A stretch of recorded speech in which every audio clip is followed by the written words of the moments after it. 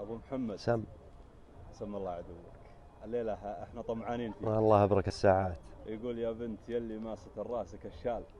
وبزعمك انك من كبار العوايل، انا بقول الحق والحق ينقال، اللي تستر ذيك بنت الحمايل.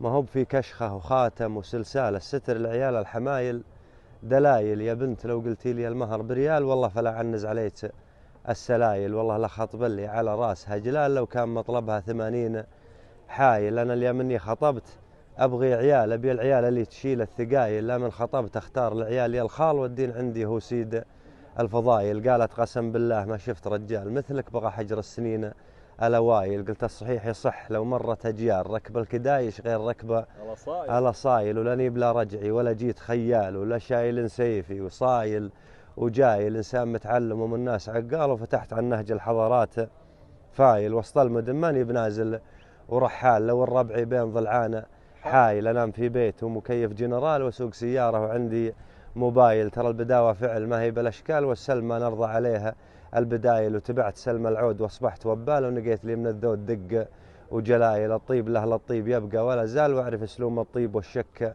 زايل. ولا شفت انا عقال الصناعيس ميال، غصب عليه عقال راسي تمايل. السالفه ما نعم. هي ما عليك زود، السالفه ما هي بتميله عقال، السالفة دم بهالعرج سايل. سايل. يا بنت يوم الدم في عروقنا سال، كل على عقله من الفكر شايل. لكن لو قلتي لي المهر بريال والله فلا عنز عليك السلايل. يا سلام. متحجر انت يا ابو